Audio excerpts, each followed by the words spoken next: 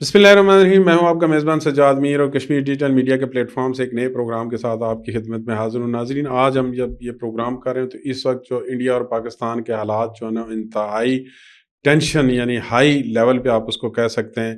और आज जो हमारे प्राइम मिनिस्टर हैं और आर्मी चीफ हैं, उनका जो बयान है, जो वाज़ा हमारी जो क़यादत का दो टोक जो बयान आया है, वो लोगों के लिए बड़ा हौसला अफ़ज़ा है। आज हमारे साथ जो स्टूडियो में मेहमान मौजूद हैं, वो हमारे इस रीजन से जो है उनको ओवरऑल जो हमारे ओवरसीज़ कश्मीरी हैं, जिनकी जो बैकबोन है पाकिस्तानी इकॉनमी की, जिनकी वजह से पाकिस्तान की इकॉनमी में एक बड़ी कंट्रीब्यूशन उन लोगों की है, हमारे इस रीजन के हैं हाजी एहसान दानिश साहब। आज हम उनसे पूछेंगे, ये स्पेशल इनको जो इस्लामाबाद में इन्वेस्टमेंट कॉन्फ्रेंस हुई उसमें इनवाइट किया गया था। इसमें हमारे लिए भी ये फ़ख्र की बात है। हम आज उनसे पूछेंगे कि ओवरसीज़ कश्मीरी का क्या रोल है और वो कितनी इम्पोर्टेंस है उनकी, और ये जो मौजूदा हुकूमत है उस पे कितना एतमाद है।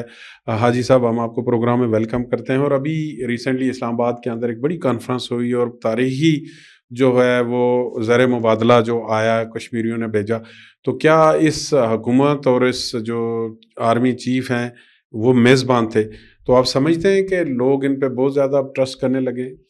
थैंक यू सजाद मीर साहब। सबसे पहले तो मैं कश्मीर डिजिटल का शुक्रिया अदा करता हूँ कि आपने मुझे मौका दिया कि मैं अपने व्यूज़ जो है अपना कन्वेंशन के हवाले से और जो पहलगाम में वाक़या हुआ है उस हवाले से अपने जो लोग हैं उनसे मैं शेयर कर सकूँ।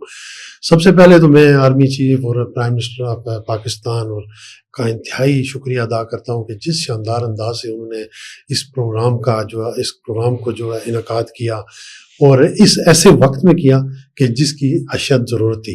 उसके बाद में OPF के हमारे जितने भी हमारे ज़िम्मेदारान हैं जिन्होंने इस प्रोग्राम को ऑर्गेनाइज़ किया और बहुत ही ज़बरदस्त तरीके से इसका एक इतना ज़बरदस्त मैसेज गया है अपना सजाद साहब के। आप मैं तारीख में अगर उठा के देखेंगे, मुझे 32 साल हो गए सऊदी अरब में एज ए वर्कर में गया था, लेकिन आज अल्हम्दुलिल्लाह मैं वहाँ पर एक इन्वेस्टर की हैसियत से काम कर रहा हूँ। तो पिछले अदवार में जब आप देखेंगे तो 2013 में जब देखें तो सिचुएशन इस तरह थी कि ओवरसीज़ पाकिस्तानी और कश्मीरी जो थे अपने घरों को आने के लिए डर रहे थे। इतनी शदीद दहशत गर्दी थी, हमारे अपने बच्चों के लिए ख़तरात पैदा हो गए थे, हमारा अपना कोई सिक्योर नहीं था। हम ये सोचते थे कि अगर पाकिस्तान जाएंगे तो वापस भी आएंगे या नहीं आएंगे। लेकिन उसके बाद जब मुस्लिम लीग की हुकूमत बनी तो उन्होंने दहशत गर्दी को तकरीबन जो है ना 90% में कह सकता हूँ कि उन्होंने इसका खात्मा कर दिया था। फिर अभी ये जो नैरेटिव अभी जो लोगों के ओवरसीज़ में जितने भी पाकिस्तानी और कश्मीरी बसते हैं उनके दिलों में एक सराहियत कर रहा था, एक नैरेटिव बिल्ड किया जा रहा था एक सियासी जमात की तरफ से। बड़ा दुख होता है, बड़ी तकलीफ होती है कि मुल्क हमारा अगर नहीं है तो हम किस लिए ये। हाजी साहब, वो एक बड़ा ओवरऑल जो है ना, पूरे आप देख लें पूरी ओवरसीज़ कश्मीरी और पूरी दुनिया में एक बड़ा मनफी चेहरा जो कि हम नहीं है उस सियासी जमात की तरफ से पेश किया। बिल्कुल तो, उसी की तरफ मैं आ रहा हूँ कि एक ट्रेंड चलाया गया कि no democracy, no rights, no remittance, कि आप इस मुल्क में रेमिटेंस नहीं भेजें। तो जाहिर है आपको पता है कि एक बड़ी तादाद है रेमिटेंस का जो मुल्क को सपोर्ट कर रही है। हमारा पाकिस्तान चल रहा है, गुर्बत का खात्मा हो रहा है। तो लेकिन ये जो नैरेटिव किया जा रहा था, ये जो लोगों के दिलों में सराहियत कर रहा था, आपको पता है पहले अखबार में भी इन्होंने ये किया कि डी चौक में जाके बिल्ली जलाए और उन्होंने कहा कि ये ओवरसीज पाकिस्तानी जो रेमिटेंस ना भेजें। फिर बेशुमार कोशिशें की गई कि पाकिस्तान को डिस्टेबल करने के लिए जो IMF के को ख़त लिखे गए कि भाई इनको पाकिस्तान को लोन ना दें ताकि पाकिस्तान डिफ़ॉल्ट कर जाए। तो मुझे दुख होता है जो हम लोग वहाँ पर 30-32 साल से एक मेहनत कर रहे हैं, अपने मुल्क के लिए कर रहे हैं, अपनी फैमिली के लिए कर रहे हैं, अपने इलाके के लिए कर रहे होते हैं, तो इस तरह के हरकत जो है ना बड़ी तकलीफ होती है। ऐसे मौके पर चीफ ऑफ आर्मी स्टाफ का और वज़ीर आज़म पाकिस्तान को मैं खराज तहसीन पेश करता हूँ कि उनका ये नैरेटिव, उन्होंने एक फ़ैसला किया कि हम ओवरसीज़ पाकिस्तानी और कश्मीरियों को बुलाकर उनको एतमाद मिले, जिसमें वो मैं समझता हूँ कि 90% वो कामयाब रहे। और इतना शानदार ओवरसीज़ पाकिस्तानियों को जिस तरह उन्होंने बैकअप किया, जिस तरह हौसला अफजाई की, मैं सोचता हूँ कि तारीख में इसकी मिसाल नहीं मिलती। پہلے دن جو ہمارا سیشن تھا 14 تاریخ کو 15 تاریخ کو 14 تاریخ کو ان کے ساتھ جو پرائیویٹس ہماری میٹنگز تھیں جی آفیشیلس کے ساتھ جو بھی تھیں ہم نے اپنے مطالبات پیش کیے ان کے آگے.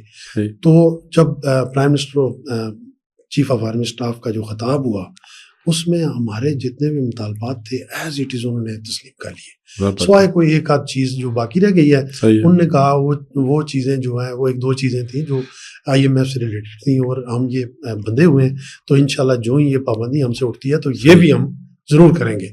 سپوز چیف کا کیا رویہ تھا؟ آپ لوگ ان سے ملے بھی ہیں وہاں پہ, تو کیا وہ جتنے بزنس مین پوری دنیا سے پاکستانی آئے ہوئے تھے تو کوئی لگا آپ کو کہ بہت فرینڈلی ماحول تھا اور وہ اس کا آؤٹ کم بھی آئیں گے اب آگے؟ دیکھیں میں نے پہلی بار دیکھا ہے کہ چیف آف آرمی اسٹاف نے کھل کر جس طرح اس دن جو سپیچ کی ہے نا, میں سمجھتا ہوں کہ یہ جو پہلگام کا جو ڈرامہ رچایا گیا ہے نا, یہ پاکستان کو ملوث کیا گیا ہے. وہ چیف آف آرمی اسٹاف کی وہ تقریر بھی تھی. صحیح, انہوں نے بڑے واضح انداز میں کہا کہ ایک مسئلہ کشمیر جو ہے یہ بالکل کلیئر کٹ ہے کہ اس میں کوئی کمپرومائز نہیں ہے, ہم مسلمان ہیں. انہوں نے آیات قرآنی کا حوالہ دیا, انہوں نے کہا کہ ہم کافروں سے کسی صورت کوئی نیگوسیشن نہیں کر سکتے, ان پہ کوئی ٹرسٹ نہیں کر سکتے. انہوں نے بڑے اچھے انداز میں ہمارے لوگوں کو بریف کیا اور جتنی حال میں جتنی ان کو پذیرائی ملی. اچھا دوسرا یہ بتائیں, یہ جب بھی پاکستان کسی ٹریک پہ جاتا ہے, ہاں وہ مالیاتی طور پہ وہ اسٹیبلٹی ہو یا پولیٹیکلی ہو, تو کہیں نہ کہیں جو ڈرامہ اس کے دشمنوں کو ہضم نہیں ہوتا. تو پہلگام واقعے کی کڑیاں اس سے جوڑ رہی ہیں آپ کو لگتا ہے؟ لیکن سجاد صاحب میں گزارش کرتا چلوں کہ اسلام کا دہشت گردی سے دور دور تک کوئی تعلق نہیں ہے. صحیح, جہاں کہیں بھی کوئی دہشت گردی ہوتی ہے اس کا نہ تعلق کسی پاکستانی سے ہوتا ہے نہ کسی مسلمان سے ہوتا ہے. دہشت گردوں کا کوئی مذہب نہیں ہے. ہم یہ سمجھتے ہیں کہ بے گناہ لوگوں کی جانیں لینا یہ انتہائی بڑا ظلم ہے اور اس کو ہم کنڈیم کرتے ہیں پوری اوورسیز کمیونٹی کی طرف سے. میں اس کو بھرپور اس کی مذمت بھی کرتا ہوں, کنڈیم کرتا ہوں. دوسری بات یہ ہے کہ آپ نے دیکھا ہوگا کہ پاکستان جو ہے IMF کے اس جنگل سے نکل آیا ہے اور وزیر اعظم پاکستان میم شہباز شریف نے یہ برملا کہا ہے کہ یہ ہماری لاسٹ انسٹالمنٹ ہے, اس کے بعد ہم انسٹالمنٹ نہیں لیں گے. اور دوسری بات یہ کہ آپ نے دیکھا ہوگا کہ جو ایک نیریٹیو بلڈ کیا جا رہا تھا کہ اوورسیز پاکستانی ریمیٹنس نہ بھیجے, تو ہمارا ریکارڈ ریمیٹنس آیا ہے, اس سے ہمارا ملک بہتر ہوا ہے. تو یہ چیز جو ہے نا انڈیا کو ہضم نہیں ہو رہی, جس کی وجہ سے ایسے واقعات ہمیشہ وہ ایسے حادثات کرتا ہے. تو اس سے ہمیں کوئی گھبرانا نہیں ہے. ہم اپنی حکومت کو, ہم اپنی فوج کو, خاص کر اسپیشلی اوورسیز پاکستانی, ہم یقین دلاتے ہیں کہ ہم آپ کے ساتھ چٹان کی طرح کھڑے ہیں, اپنے ملک کے ساتھ اور اپنی افواج پاکستان کے ساتھ. کوئی میلی آنکھ سے دیکھے گا, ہم اپنی جانیں, ہم اپنا مال سرمایہ ہم انشاءاللہ تعالی اس پہ نچھاور کر دیں گے. صحیح ہے. تو ابھی کیا آپ کیا دیکھ رہے ہیں اس میں, کیونکہ دونوں طرف سے جو ہے نا بڑے سخت بیانات آ رہے ہیں اور اس دفعہ جو اسپیشلی حکومت پاکستان کا جو ریئیکشن تھا وہ بہت زیادہ, یعنی کہ سوچ سے بھی زیادہ آیا. اور یہاں آزاد کشمیر کے اندر بھی ہم لوگوں سے جو بھی بات کر رہے ہیں, ہر بندے, کوئی ڈر خوف کہیں نہیں ہے, لیکن ہر بندہ یہ کہتا ہے کہ آپ تگڑا جواب دیں. تو تگڑا کیا جواب ہو سکتا ہے اس کے لیے؟ دیکھیں, تاریخ سے کبھی بھی جو ہے نا انڈیا نے سبق نہیں سیکھا ہے. آپ نے دیکھا ہوگا کہ جب 9 مئی کو انڈیا نے ایٹمی دھماکے کیے تھے, تو اگر انڈیا ایٹمی دھماکے نہ کرتا تو پاکستان شاید ابھی تک بھی ایٹمی قوت نہ بنا ہوتا. تو اس وقت کے وزیر اعظم میاں محمد نواز شریف نے جس جرأت اور بہادری سے اپنے یہ 6 کا جواب جو ہے 7 ایٹمی دھماکوں سے کر کے پاکستان کو ناقابل تسخیر قوت بنا دیا, وہ بے مثال موقع تھا کہ ایسے موقع بار بار نہیں ملتے. اس کے بعد آپ دیکھیں جو واقعہ ہوا اپنا اس کا, یہ جو ایبٹ آباد میں جو انہوں نے کیا ہمارے جنگلات پہ, دو درخت جو جابا میں ادھر, جابا میں, تو وہ 2 درخت ہمارے انہوں نے زخمی کیے. اس کے بدلے میں انہوں نے ان کو کیا ہوا, ان کے ساتھ کیا ہوا کہ 2 جہاز ان کے گرا دیے گئے. ابھی نندن کو پکڑا گیا, اور میرا خیال ہے وہ بھی اس سے ان کو سبق سیکھنا چاہیے کہ ایسی در اندازی کریں گے تو انشاءاللہ تعالیٰ اس کو ایسا جواب ملے گا کہ وہ زندگی میں یاد رکھے گا انڈیا اب. اور اس دفعہ اسپیشلی جو ہماری گورنمنٹ نے سٹانس لیا ہے, جو جواب دیا ہے, میں کہتا ہوں اس کا جو ہے اس کے جو نقصانات ہیں وہ 24 جو اپریل سے ہی انڈیا کو بھگتنے پڑ رہے ہیں. آپ ہے. نے دیکھا ہوگا کہ جو ٹریڈ ہو رہی تھی واگا بارڈر سے افغانستان کے ساتھ, بالکل کروڑوں روپے کا, کروڑ ڈالر کا میں کہتا ہوں نقصان ہو رہا ہے, اور ایئر اسپیس جو بند کر دیا انہوں نے, اور وہ جو لوگوں نے ایئر انڈیا سے سفر کرنا چھوڑ دیا. حاجی صاحب اس میں تو خود جو ہے ہندوستان کے اندر سول سوسائٹی, میڈیا اور پبلک بھی یہ سوالات اٹھا رہی ہے اس جو آپریشن یا جو ہوا ہے واقعہ اس کے اوپر. تو پھر جب خود اس کی اپنی عوام نہیں مطمئن تو پھر وہ دنیا کو کیسے مطمئن کرے گا؟ بے شک, بالکل بجا فرما رہے ہیں. آپ نے دیکھا ہوگا کہ جو واقعہ ہوا ہے اس کی وہاں کی جو ڈسٹرکٹ پولیس ہے اس نے 2 کروڑ روپیہ انعام رکھا ہوا ہے کہ اگر کوئی اس کے شواہد ہمیں دے دے. صحیح ہے. تو اب بھی اس کی تحقیقات ہی نہیں ہوئی. تو جب ہی معاملہ جو چل رہا تھا تو اسی وقت انہوں نے پاکستان پر الزام لگا دیے, اور یہ ہمیشہ حسب روایت ہے, کوئی نئی بات نہیں ہے, انڈیا لگاتا ہے. اور انشاءاللہ اس کو اس دفعہ جو جواب ملا ہے, میرے خیال میں مودی کی نیندیں جو ہے نا اڑ گئی ہوئی ہیں. وہ دورہ بھی مختصر کر کے سعودی عرب سے واپس تشریف لائے, تو اس کو پہلی دفعہ یہ کسی نے دان دکھائے کہ اگر ہماری گورنمنٹ اس طرح مضبوط رہی, اس طرح کھڑی رہی, انشاءاللہ تعالی ہمیں یقین ہے کہ انڈیا کو پتہ لگ جائے گا کہ کس قوم کے ساتھ کس قوم کو لڑکا رہا ہے. سر آج سب چلیں, یہ بات تو ہوتی رہے گی, پروگرام کا وقت بھی تھوڑا ہے, تو آخر میں آپ سے یہ پوچھوں گا کہ بہت زیادہ اسکیم جو ہمارے لوگوں کے ساتھ یہاں پہ ہو رہے ہیں ویزوں کے نام پہ اسپیشلی, اور ان کو پتہ بھی نہیں ہوتا یار کہ کیا صحیح ہے کیا غلط. تو آپ کیا سجیسٹ کریں گے, کیونکہ آپ نے بڑی عمر کا حصہ وہاں پہ گزارا, وہ اسپیشلی گلف میں ہمارے بہت زیادہ لوگ جا رہے ہیں, یہی ان کے ساتھ انہی ایریا میں. تو کیا جو بندہ جا رہا ہے وہ کیا پیرامیٹرز ہو سکتے ہیں کہ جن کو فل کرتا اسے لگے کہ میں صحیح جگہ جا رہا ہوں؟ دیکھیں, میں یہ واقعی آپ نے بڑا اچھا سوال کیا. میں جتنے بھی لوگ دیکھ رہے ہیں نا میرا پروگرام, ان سے میری گزارش ہے کہ سب سے پہلے یہ ان سے بچا کریں. یہ کیا گیم کرتے ہیں بندے کے ساتھ کہ کہتے ہیں اگر 10 لاکھ کا ویزا ہے نا تو یہ بندے کو کہتے ہیں 2 لاکھ کا میں ویزا دے رہا ہوں, اور آپ یہ 1 لاکھ مجھے ایڈوانس دے دیں. یہ ایڈوانس 1 لاکھ لے کے ادھر ادھر ہو جاتے ہیں. تو اس سے بچنے کے لیے یہ ہے کہ ایک پراپر ایجنسی جو ہے نا وہاں اس کا انتخاب کیا جائے, جو پرموٹر ہیں, جو اچھے مطلب نام والے ریپیوٹیڈ ہیں. جی, اور ان کو پیسے بائی بینک ان کو ٹرانسفر کریں, بائی کیش کسی بندے کو پیسے مت دیں.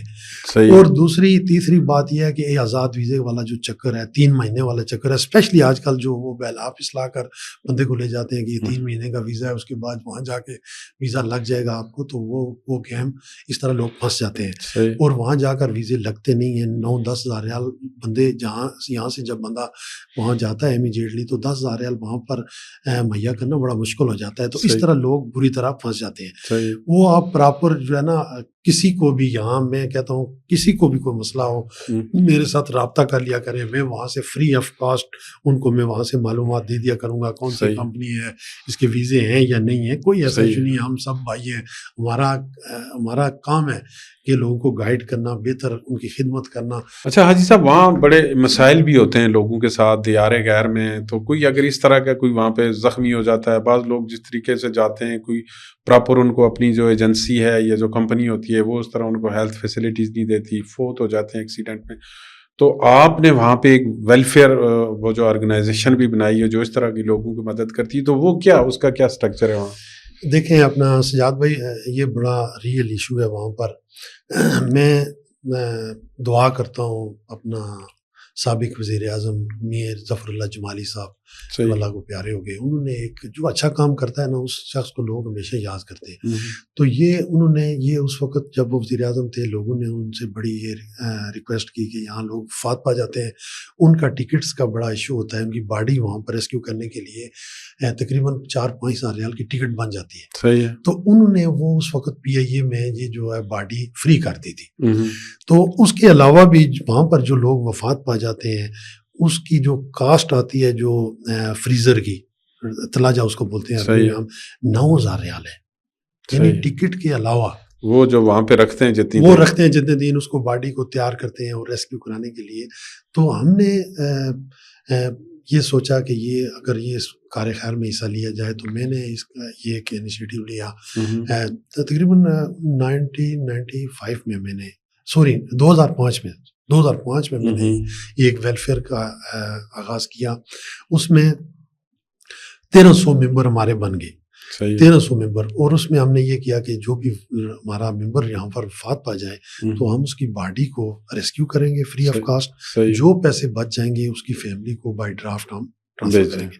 تو اس وقت تک ہم نے جو ہے نا آج تک 75 باڈیز جو ہیں وہ ریسکیو کی ہیں وہاں سے پاکستان کے مختلف علاقوں میں اور کشمیر کے مختلف علاقوں میں, اور تقریباً 30 لاکھ سے زیادہ 30 لاکھ ریال سے زیادہ کی رقم جو ہے نا اس پہ خرچ آئی ہے. تو وہ ہم نے جو پیسے بچے ہیں ان کو بائی ڈرافٹ ان کی فیملیز کو بھیجے ہیں, اور وہ الحمدللہ وہ ان کے گھر چولہے جل رہے ہیں. تو اس میں ہمارے ساتھی ہیں, راجہ مظفر ہے, چیئرمین جاوید اقبال ہے, اور کافی سارے ساتھی ہیں.